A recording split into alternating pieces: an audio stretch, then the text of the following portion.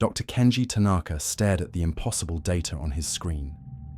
The sick child's DNA wasn't just mutated, it was hybridized with sequences from his own condemned research. Sequences that should only exist in theory. In the shadowy village of Hoshi-no-Ura, where children recoil from sunlight like vampires, and their skin glows with an otherworldly green light, Kenji realized the horrifying truth. He wasn't sent here to cure a disease. He was sent to evaluate his own creation. The monster he'd been hunting was born from his mind. The only sound in the laboratory was the serene, electric hum of life being decoded. It was a clean sound, a predictable sound. For Dr. Kenji Tanaka, it was the only music that made sense anymore. He stared at the screen, his reflection a ghost in the glass, superimposed over the glowing three-dimensional helix of a human genome. Every twist, every bond, was a piece of logical, elegant code. It was perfect. It was knowable, unlike the world outside. Pinned to a corkboard behind his expensive chair, a collection of clippings and letters formed a shrine to his own failure. News articles, printed in stark black and white, told the story. Tanaka's living light research denounced. Bioethics committee revokes funding. Genius or madman, the line blurs. He never looked at the board, but he felt its presence always, a cold spot in the climate-controlled room. His sin wasn't bad science. It was science that was too good, too strange. He had dared to suggest that the barrier between flora and fauna, between the things that create light and the things that live in darkness, was not a wall, but a doorway. They had called him a heretic in a lab coat and cast him out. Now, his world was this room, this hum, this code.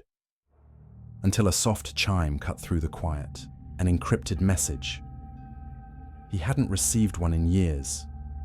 His fingers, long and nimble, danced across the keyboard. The security layers fell away, and the message resolved itself on screen. It was from an anonymous corporate entity, a ghost in the machine with impossibly deep pockets. There was no greeting, no preamble, just two items. The first was a satellite image of a remote claw-shaped peninsula on the coast of Japan, a place that looked like it was trying to retreat from the mainland. The second was a contract.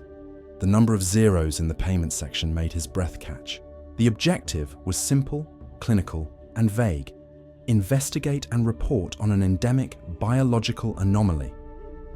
Kenji leaned back, the leather of his chair groaning in the silence. It was a fool's errand, a wild goose chase. But as he looked at the twisting DNA on his main monitor, then back at the dark, forgotten peninsula on the other, a flicker of the old obsession ignited in the ashes of his career. An anomaly, a piece of code that didn't belong. How could he possibly say no?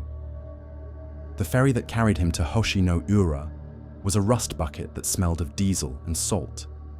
It cut through a grey, oppressive fog that felt less like weather and more like a permanent shroud. When the village finally emerged from the mist, it wasn't a quaint fishing town. It was a scar on the landscape, nestled in a deep cove perpetually shadowed by immense weeping cliffs. The sun was a pale, disinterested smear overhead, yet the few people Kenji could see on the pier moved with a strange lethargy, their bodies angled away from the weak light as if it were a physical blow. The buildings were traditional, unpainted wood, warped and darkened by a century of sea spray, their windows like vacant eyes. A woman was waiting for him as he stepped onto the rotting planks of the pier. She was in her 30s, with a tired, pragmatic face and the weary posture of someone who had seen too much and slept too little. "Dr. Tanaka?" she asked. Her voice was flat. "Yes, you must be Dr. Sato." "Just Yui is fine," she corrected, her eyes giving his expensive city coat a brief dismissive glance. "I run the clinic. Thank you for coming. Though I'm not sure what a specialist in genetics can do for us." She gestured vaguely at the gloomy village behind her. "We have a local problem. We don't need miracles." The words hung in the damp air, a clear warning. Kenji wasn't here as a colleague. He was an outsider, a last resort they didn't seem to want.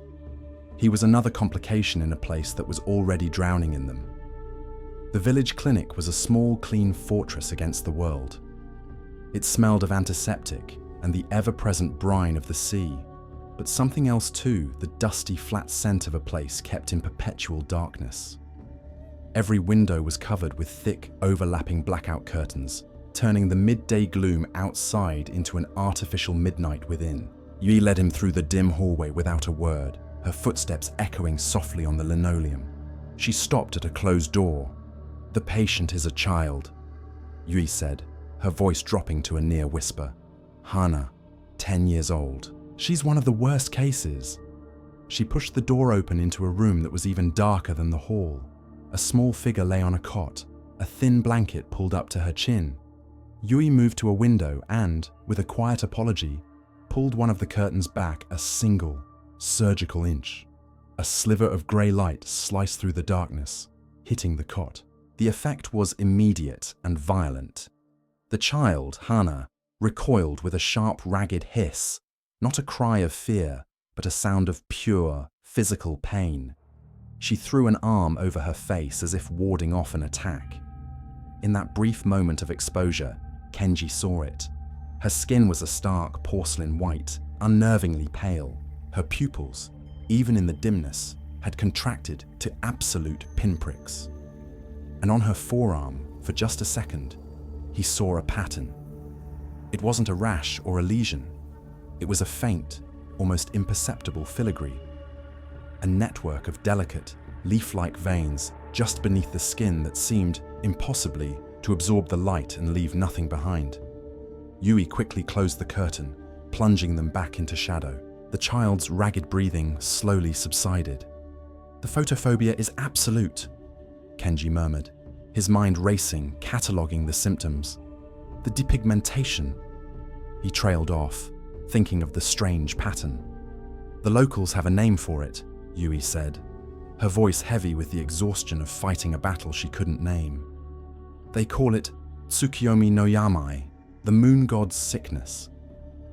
Kenji heard the words, but his scientific mind had already dismissed them. Gods and curses were variables that didn't belong in his equations. He was looking at a unique, aggressive photobiological disorder. But as he looked at the small, trembling shape on the cot, he couldn't shake the image of those light-devouring veins. A sickness was a malfunction, a breakdown of the system. This felt different. This felt like a system being rewritten. His room at the old inn was small and smelled of tatami mats and cedar.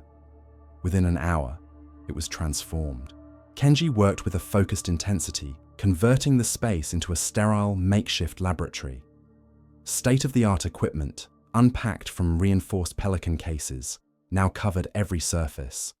A portable genomic sequencer, a digital microscope, a centrifuge. It was a slice of his Tokyo lab, transplanted into the heart of this forgotten village. He worked through the night, fueled by black coffee and a rekindled fire of obsession. The centerpiece of his work was a single vial of blood taken from the child, Hana. He placed a drop into the sequencer, the machine humming to life as it began its sacred work, translating the mystery of the flesh into the pure, cold language of code. Hours later, the results scrolled across his laptop screen. A, T, C, G, the 4 letters that wrote the Book of Life. He scanned the sequence, his eyes moving faster than a layman could read. He was looking for mutations, for errors, for the tiny misspellings in the code that could explain such a catastrophic illness. And then he found it. He stopped. He leaned closer to the screen, his mind refusing to process what his eyes were seeing. It wasn't an error. It wasn't a mutation. It was a line of code that simply shouldn't be there. It was elegant, complex, and utterly alien. The human DNA was hybridized. Spliced into the very structure of Hana's cells were non-human genetic markers. Specifically, sequences he recognized with a sickening jolt of familiarity. Sequences for producing chlorophyll-like structures, for catalyzing energy in the absence of light.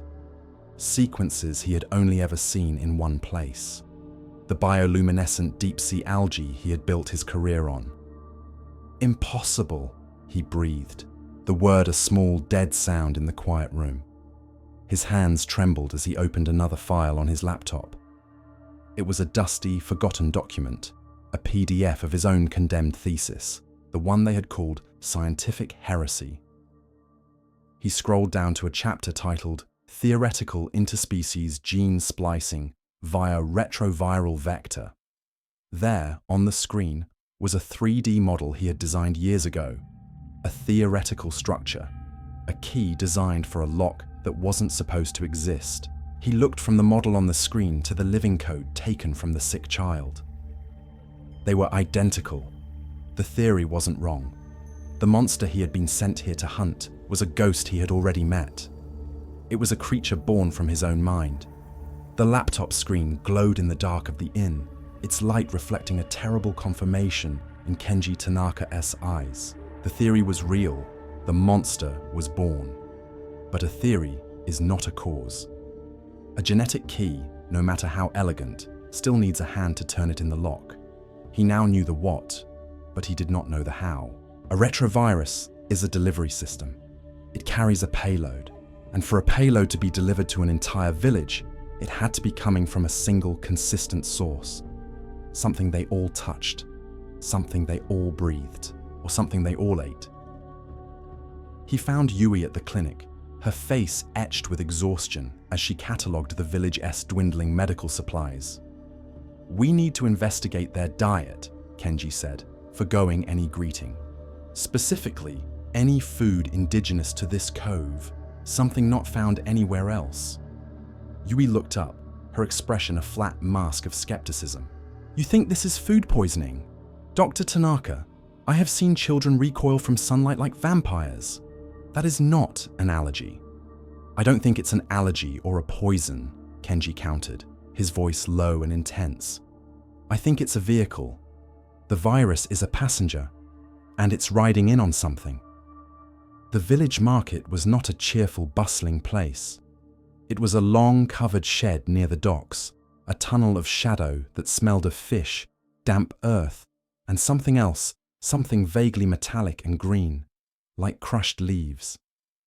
The vendors were as grim as the weather, their faces closed off to the two doctors. Kenji's clinical, pointed questions about fish preparation, water sources, and local vegetation were met with shrugs and monosyllabic answers. The villagers of Hoshi-no-Ura did not like outsiders. Yui, however, knew the language of her people. She spoke to them not as a scientist, but as a neighbor. And finally, an old woman, her face a roadmap of wrinkles, gestured with a crooked finger toward a small, unassuming stall at the darkest end of the market. There, another woman, even older, sat before a shallow basket filled with what looked like dark, leafy seaweed, almost black in the gloom. "What is this?" Kenji asked, his eyes narrowing on the strange plant. Yui spoke to the old vendor in the local dialect. The woman's answer was a dry, reedy whisper. "She calls it Tsukiyomi-no-yamai," Yui translated, her brow furrowed. "Seaweed of the moon god. She says it lets you see the moon's dreams." Kenji knelt, his gaze fixed on the algae. Its leaves were thick, almost leathery, with a strange, oily sheen. "Ask her about the moon children," he said quietly.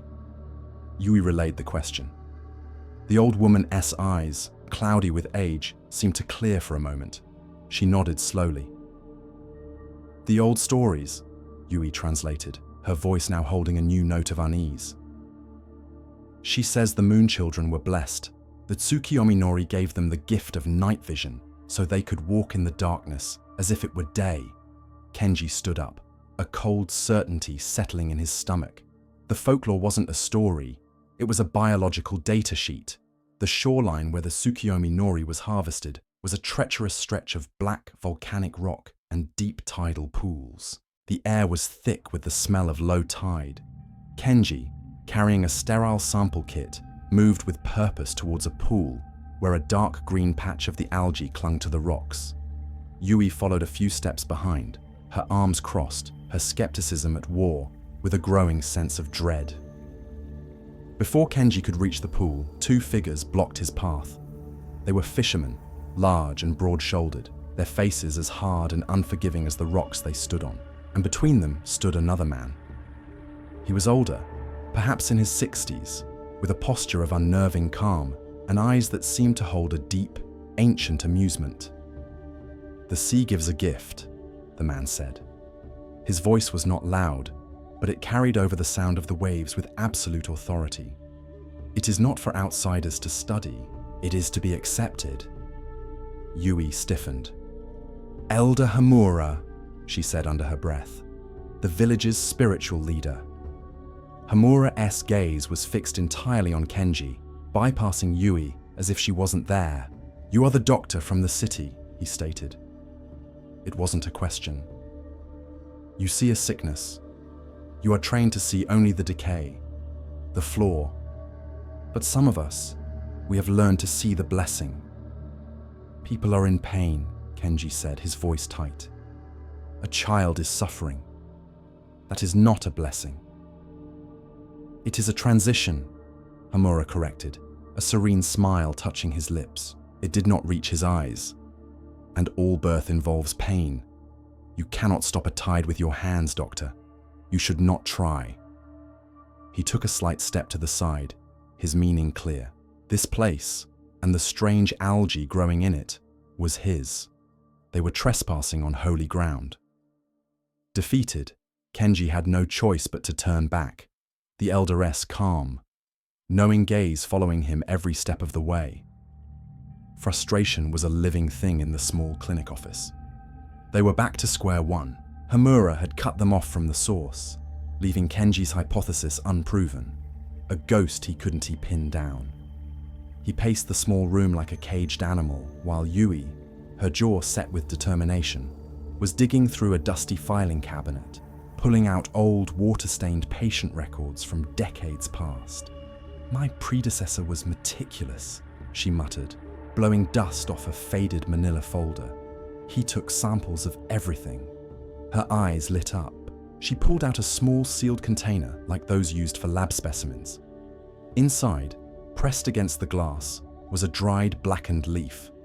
On the faded label, a handwritten note. "Tsukiyomi-no-Yamai, patient reported mild photosensitivity after consumption." Kenji stopped pacing. He took the container from her as if it were a holy relic. Within minutes, his portable microscope was set up, a sliver of the ancient, dried algae placed on a slide. He worked in a tense silence, synthesizing what little genetic material remained, his fingers flying across the keyboard of his laptop as he initiated a comparison sequence against Hana's blood sample. The progress bar on the screen filled with agonizing slowness. Yui stood behind him, watching, holding her breath. The chime that signaled the completion of the analysis was unnaturally loud in the small room. A string of text appeared on the screen. "Sequence match, 9997. It was a perfect match, the proof, but there was more. The analysis had isolated the active agent within the algae. A powerful, impossibly complex retrovirus. An engineered vector that was inserting chloroplast-like DNA directly into the human genome. Kenji stared at the screen, his face pale in its glow. He finally understood. This wasn't a random mutation. It was a directed, methodical rewriting of the human code. "This isn't evolution," Kenji said, his voice a hoarse whisper. "It's an invasion." Later that night, a sound pulled them from their troubled thoughts. It was faint at first, a rhythmic, melodic chanting carried on the sea wind. It was coming from somewhere down the coast, away from the village. Drawn by a shared, morbid curiosity, they left the clinic and followed the sound, climbing the cliffs that overlooked the sea. They crawled the last few feet on their stomachs, peering over the edge into a hidden cove they had not seen before. The sight below stole the breath from their lungs. Under the ethereal light of a full moon, Elder Homura stood on a flat rock, his arms outstretched as if embracing the sky. Before him, A gathering of villagers stood in a silent, reverent semicircle at the water's edge. Two of Homura's acolytes moved through the small crowd, distributing something from a stone bowl. Small, glowing portions of fresh Tsukiyomi-no-Ura. As each villager consumed their piece, the faint filigree patterns on their skin pulsed in response, emitting a soft, sickly green bioluminescence. It was a communion. And near the front, her small face tilted up in a trance, was Hana. It was a sacred rite, a willing acceptance of the genetic invasion. Kenji felt a chill that had nothing to do with the night air. Yui beside him shifted her weight. A dry twig, hidden in the grass beneath her, snapped. The sound was no louder than a firefly's crackle, but in the focused silence of the cove, it was a gunshot. Down below, one of the acolytes went rigid. His head snapped up, his eyes glowing with their own faint green light locking directly onto their hiding spot on the cliff's edge. A guttural shout erupted from his throat. The ritual shattered. Heads turned. More glowing eyes fixed on them. They had been seen. "Run!" Kenji hissed, scrambling backwards. They plunged into the darkness of the woods, the sound of angry shouts and crashing footsteps rising from the cove behind them. They were no longer investigators. They were prey. They burst through the clinic door, slamming it shut, just as the first of the pursuers crashed into the clearing outside. Kenji fumbled with the heavy deadbolt, his city-soft hands clumsy with the rusted metal.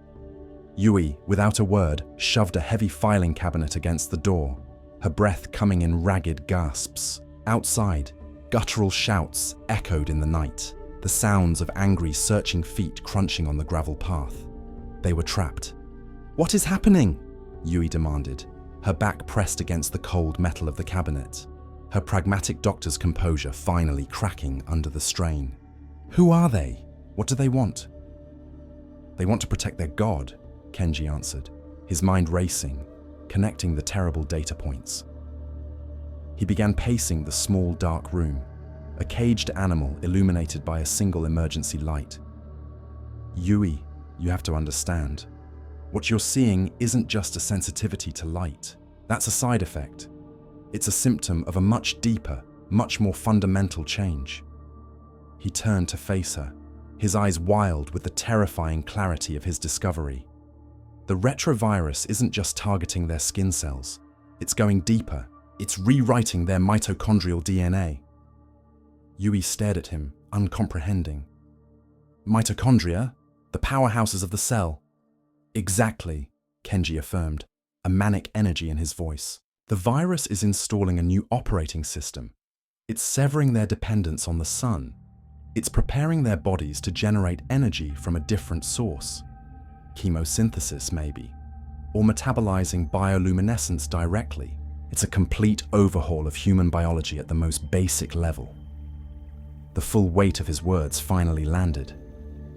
Yui's face went pale, her medical worldview, built on years of textbooks and clinical certainties, shattering into a million pieces. All her training, all her knowledge, was useless here. The rules of life, as she knew them, no longer applied. "So," she whispered, her voice trembling as she looked at the barricaded door. "You're saying they're not sick?" Kenji stopped pacing and met her horrified gaze.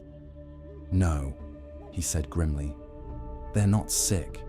They're changing. They're becoming something else." The sounds from outside eventually faded, the hunting party dispersing back into the shadows of the village. The silence they left behind was somehow more menacing. In the dim light of the clinic, Kenji sat heavily on a stool, the adrenaline draining away, leaving only a cold, gnawing dread. "There's something else you need to know," he said, his voice flat. "The corporation that sent me here, the one paying for this investigation." He took a deep breath. "It's called Shiro-Bio." Yui looked at him, the name meaning nothing to her. But Kenji's expression was one of dawning horror, as if he had just spoken the name of the devil. "Shiro-Bio," he repeated, the name tasting like ash in his mouth. "They funded my original research. All of it. The work on bioluminescence, the theoretical models on interspecies gene transfer. They gave me everything I wanted. He looked up, his eyes hollow. And when my work became too controversial, when the ethics committees started asking questions, they were the ones who led the charge against me. They publicly denounced me, stripped my funding, and left me ruined. They destroyed my career to distance themselves from the very theories they paid me to create. He stood up and began to pace again, connecting the final terrible dots out loud. Why? Why hire me? The one man on Earth who would recognize this genetic sequence. Why send the disgraced prophet back to the scene of the crime? He stopped, his face a mask of sudden, soul-crushing realization. They didn't want a cure, he whispered. They never wanted a cure. They already had one. This is it. He gestured wildly around him, at the village, at the night outside. This whole place, it's a field test, a human trial, and I'm not the doctor they sent to fix it. A bitter, broken laugh escaped his lips. I'm the evaluator. They sent me to see if my weapon works. At the first hint of dawn, they slipped out of the clinic like ghosts, moving through the grey, pre-dawn mist towards the inn where Kenji was staying. A knot of dread tightened in Kenji's stomach with every step. If Hamura's cult was organized enough to hunt them, and if Shiro-Bio was watching from the shadows, the door to his room was slightly ajar. They pushed it open to a scene of methodical violation. It hadn't been a frenzied act of vandalism, it had been a professional job. His expensive portable sequencing equipment was smashed, the delicate lenses ground into the floorboards. His laptop was still there, but the back panel had been opened and the hard drive physically torn out. His satellite phone, his only link to the outside world, was gone.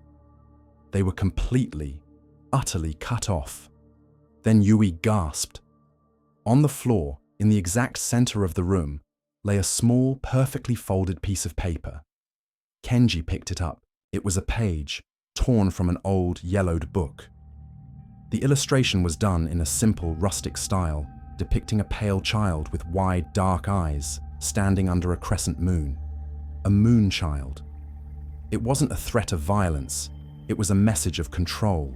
It was Hamura, the man of superstition, telling Kenji, the man of science, that all his technology was worthless here. In Hoshi-no-Ura, folklore was the only law that mattered. Yui's composure finally broke. A dry, ragged sob escaped her lips. Her clinical detachment, the professional armor she wore, had been stripped away, leaving only raw fear. There's someone you need to see, she said, her voice choked. She turned and fled the inn, and this time, Kenji followed her. She led him through the winding, silent streets to her own small house at the edge of the village. Inside, she took him to a back room, a room that was even more thoroughly blacked out than the ones at the clinic. In the absolute darkness, a soft, green light pulsed with the rhythm of a steady heartbeat. It was coming from a boy of about 16, sitting on a futon. The filigree patterns on his skin were far more pronounced than Hana's, covering his arms and neck in an intricate living lacework. And they were glowing. A constant, soft, verdant bioluminescence emanated from him, casting eerie, shifting shadows on the walls. "My brother, Taro," Yui whispered, her voice thick with shame and grief. "He's one of the first. One of the most advanced. I've been hiding him, trying to treat him myself with everything I know." Her gaze fell, tears tracing paths down her cheeks. "But my knowledge, my medicine, it's all useless. It does nothing. It's like trying to cure a fish of its gills." She looked at Kenji, her eyes pleading. Hamura promised he could guide him through the change. He said the pain was temporary, that it led to a gift. She shook her head, her whole body trembling. "I thought he was a charlatan, a predator feeding on our fear. But what if he isn't? What if his path is the only one that works?" Her science had failed her family. Her pragmatism had given her no answers. And in the face of that failure, The superstitious path she had so readily dismissed now seemed like the only hope she had left. They found refuge in an abandoned fish shed on the derelict side of the pier, the air thick with the smell of old salt and decay. While Yui kept watch, Kenji worked with a desperate, feverish energy. He cannibalized the clinic's old, outdated equipment, salvaging lenses from a broken microscope, powering a laptop with a marine battery, and jury-rigging a connection to the clinic's ancient slide projector. He created a makeshift analysis station, a Frankenstein's monster of new and old technology. He put a fresh slide, a sample of Taro's glowing blood, into the system. With a low hum, the projector whirred to life, throwing a magnified image onto a large, dusty tarpaulin that hung from the ceiling. It was the retrovirus, live, active, and in real time, they watched it work. The image was terrifyingly beautiful. The virus, a jewel of biological engineering, moved with an undeniable elegance. It latched onto a human cell, its tendrils piercing the membrane with surgical precision. It injected its payload of algal DNA, and Kenji watched, mesmerized, as that alien code seamlessly integrated itself into the human helix. He watched a miracle of creation and an act of violation occur in the same instant. His expression of horror began to soften, a flicker of his old, obsessive fascination. The part of him that saw beauty in the code above all else returned. The doctor in him was terrified, but the scientist was in awe. "It's not just adapting them," he breathed, his voice filled with a terrible wonder as he stared at the hypnotic glowing image. "It's perfecting them." He stepped closer to the tarpaulin, captivated. "This isn't just about surviving in the dark. It's a complete energy solution. No more need for photosynthesis, for consumption as we know it. It's a self-contained system." In that moment, everything shifted. His mission, his morality, his very objective became dangerously ambiguous.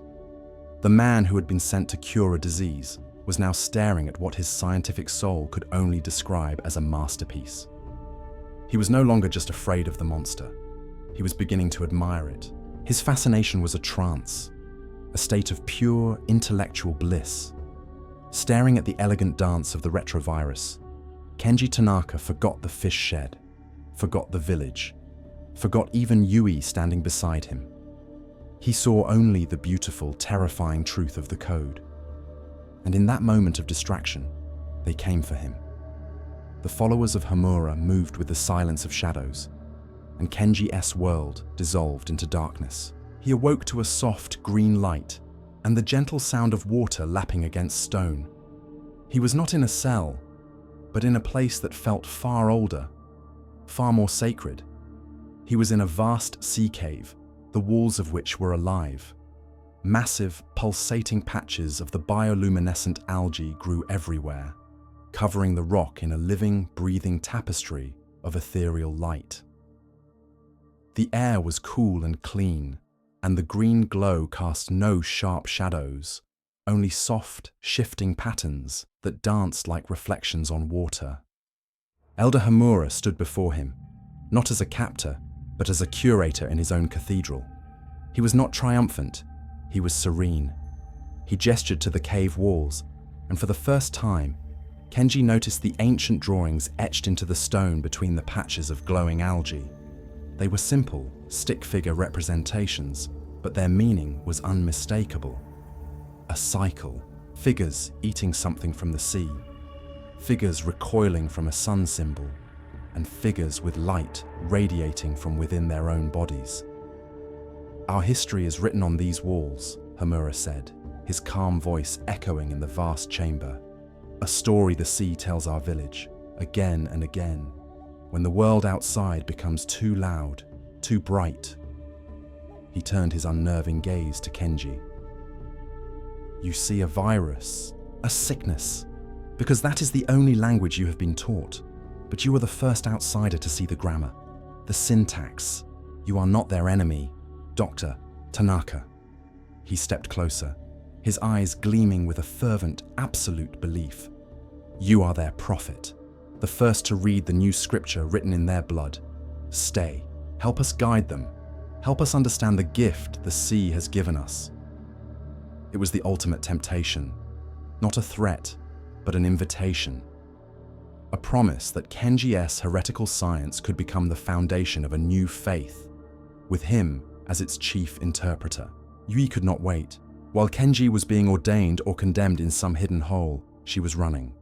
Her mind, once a fortress of medical logic, was now a whirlwind of desperate strategy. She knew the village, she knew its weaknesses, and she knew the weakness of its new children. Light. Not the gentle light of the moon, but the harsh, angry glare of technology. She found the village's power station at the far end of the cove, a small, corrugated tin shed housing a massive, grease-stained diesel generator. The thrum of the engine was a steady, mechanical heartbeat in the quiet night. She slipped inside, the air thick with the smell of ozone and fuel. The main breaker box was a relic, a wall of rusted metal and thick porcelain switches. She knew that the system had dampeners, old regulators that kept the village's fragile power grid from surging. With a grunt, she pulled open the heavy panel. Working with a grim determination, she began tearing out the thick, coiled wires of the regulators. Sparks showered her hands, but she didn't flinch. When she was done, she took a deep breath, grabbed the large wooden handle of the main breaker, and threw all of her weight into it. The effect was instantaneous. Across Hoshi-no-Ura, the world caught fire. The dim yellow streetlights didn't just turn on, they flared with the intensity of miniature suns. The powerful floodlights on the main pier, usually angled at the water, burst to life, bathing the village in a brutal, unforgiving white glare. And from the houses, from the darkened alleyways, came the sound. A chorus of high, piercing screams of pure, agonizing pain as the children of the night were blinded by the sudden, merciless light. The chaos was Kenji's chance. In the sea cave, the sudden, distant screams had startled his guards. Homura himself had turned toward the cave mouth, his serenity finally broken by a flicker of confusion. In that split second of distraction, Kenji moved. He drove his head backward, smashing his skull into the nose of the guard behind him with a sickening crunch. He didn't just run for the exit. Fueled by a surge of adrenaline, he sprinted deeper into the cave, towards the flat stone altar where Homura had stood. On it sat two objects. One was a sealed ceramic jar, intricately painted with images of waves and the moon. The other was a thick, leather-bound logbook. He knew, with an instinct he couldn't explain, that these were Homura's most prized possessions. He snatched them both, not breaking stride, and plunged into the darkness of a side tunnel, the enraged shouts of Homura echoing behind him. He burst out of a narrow fissure in the cliffside, clutching the cult's holiest relic and its secret scripture, and ran toward the pier. He almost made it. The main pier was just ahead, a path to the sea, to escape. But they were waiting. Homura and his acolytes had recovered with terrifying speed. They emerged from the alley between two warehouses, blocking his path. And they were not alone. One of the large fishermen had Yui, his thick arm wrapped around her throat, a rusty fishing knife pressed against her skin. Kenji skidded to a halt on the wet planks. Behind Homura, a crowd of the transformed villagers gathered, their initial pain from the lights fading into a dull, collective anger. Their eyes, dozens of pairs of them, glowed in the darkness like embers in a dying fire. "The prophet has stolen God's heart!"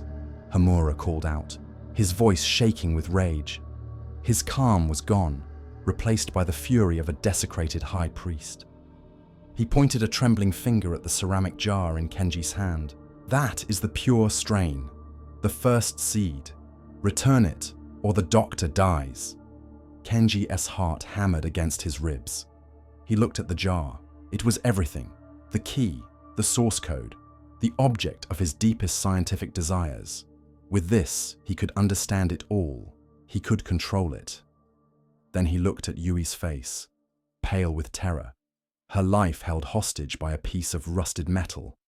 The scientist and the man waged a war within him, a battle that lasted an eternity in a single second. With a sharp, sudden movement, he uncorked the jar. A puff of green bioluminescent spores bloomed into the air. But instead of throwing it to Homura, he spun and flung it with all his might, high into the air in a glittering arc. It sailed over their heads, over the pier, and splashed down into the dark, churning water of the bay's main outflow channel, where the current would immediately begin to pull it out toward the vast, open sea. The jar hit the water, and for a silent, heart-stopping moment, nothing happened. Then, the ocean bloomed. A single point of intense green light exploded outwards from where the pure strain had landed, a shockwave of bioluminescence that cascaded through the water. Veins of ethereal light raced through the bay, igniting the depths in a breathtaking spectacle. The entire cove, the boats, the pier, the faces of everyone present were bathed in a soft, holy green glow that seemed to emanate from the very heart of the sea. It was not monstrous. It was beautiful. Elder Homura, however, did not see the beauty. He saw only the desecration of his god, the loss of his power. A scream of pure animal rage tore from his throat, echoing across the miraculously lit water. "You have poisoned the waters," he shrieked, his face a twisted mask of fury. "He has blasphemed against the gift. Kill them. Kill them both." He lunged for Kenji, his serene facade completely gone, replaced by the raw fanaticism that had lurked beneath it all along. His acolytes, their loyalty still absolute, surged forward, their faces grim in the green light, ready to carry out their master's order. But the crowd did not move. The transformed villagers of Hoshi-no-Ura, who had followed Homura out of fear and blind faith, stood frozen. Bathed in the soft, harmless glow of the bay, they were seeing each other for the first time without pain, without the harsh glare of artificial lights. They saw the intricate, glowing patterns on their neighbor's skin, the faint, shimmering light in their eyes. There was no fear in their expressions, only a dawning collective wonder. A small figure pushed her way to the front of the crowd. It was Hana.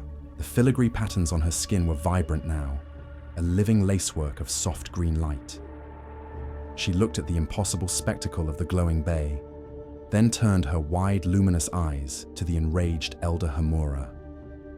She shook her head, a slow, deliberate motion. "It's beautiful," she said. Her voice was not the thin, reedy sound of a 10-year-old girl. It was something new, possessing a strange, melodic resonance that seemed to hang in the air like a musical note. Her words were a ripple that broke the spell of Homura-esque control. The foundation of his power, fear of the unknown, of the pain of the change crumbled, replaced by a shared, powerful experience of awe. The advancing acolytes slowed, looking back at the still crowd, their certainty faltering. The villagers of Hoshi-no-Ura were no longer a flock of sheep. They were watching a miracle that had nothing to do with their leader. With Homura-esque power broken, Kenji stood his ground. He held up the thick, leather-bound logbook he had stolen from the cave. "You told them this was a gift from the sea." Kenji's voice was loud and clear, carrying across the pier, each word a stone thrown at the Elder S, crumbling authority.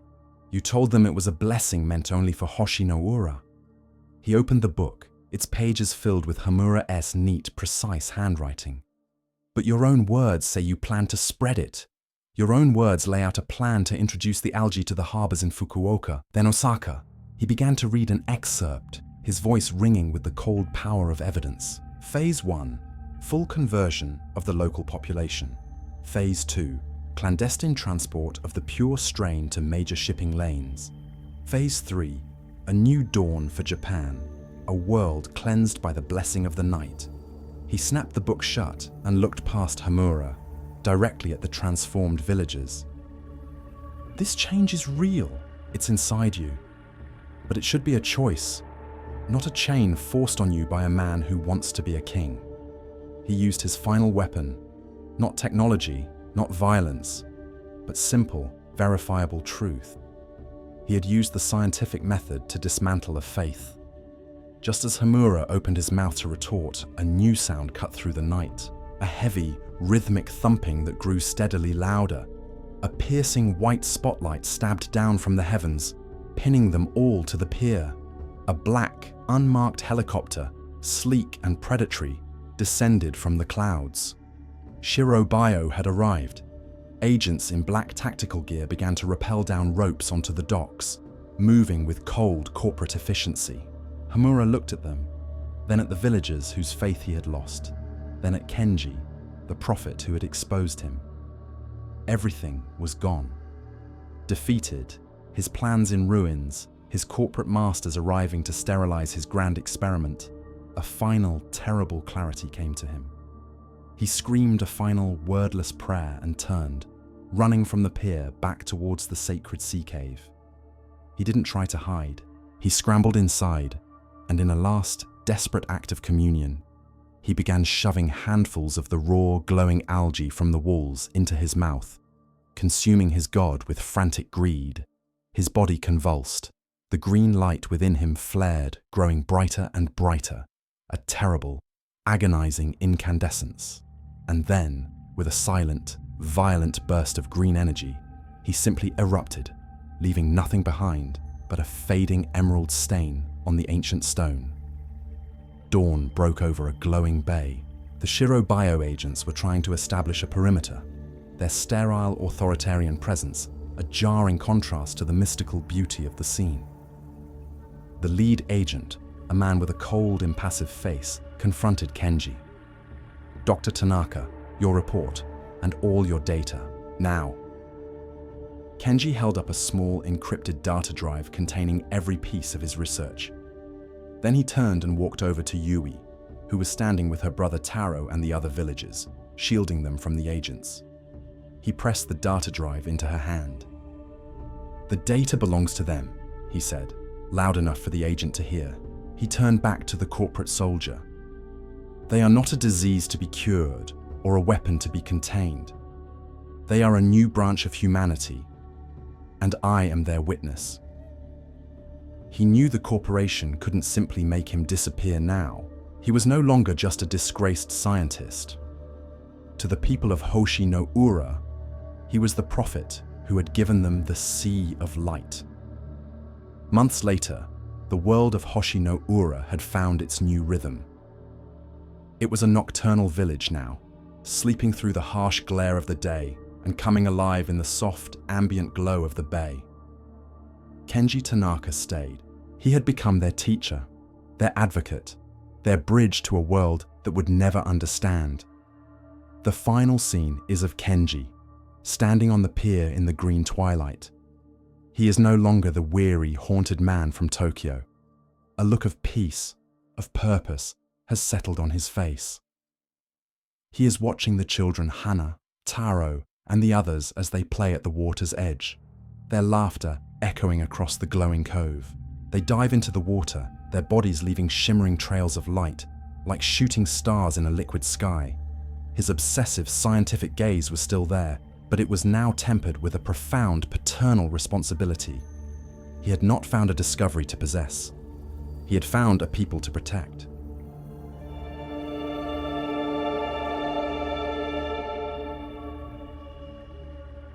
What is so fascinating about the story of Hoshi-no-Ura is how it forces us to ask what a truth really is. On one hand, you have Dr. Kenji S.'s scientific explanation, a retrovirus, an engineered algae, a hostile rewriting of the human genome. It is a biological invasion, a disease to be analyzed and, if possible, cured. His truth is found under a microscope, written in the cold, hard code of DNA. But then you have the village's truth. To them, it's the moon god's sickness. It's a blessing, a transition, a painful but sacred gift from the sea. Their truth is found in folklore, in ancient cave drawings, and in the rituals led by Elder Homura. And the strangest part is, their folklore wasn't exactly wrong, was it? The stories of moon children with night vision were, in their own way, an accurate data sheet for what the science was describing. The story seems to suggest that maybe these two truths aren't mutually exclusive. The villagers ultimately reject both the pure dogma of their elder and the clinical diagnosis of the scientist. They find their own meaning in the simple, undeniable beauty of the glowing bay. So it leaves me wondering, when does a disease stop being a disease and start becoming the next stage of evolution? I am curious to hear what you think. Is a forced change a curse if it is ugly, but a miracle if it ends up being beautiful? Let me know in the comments.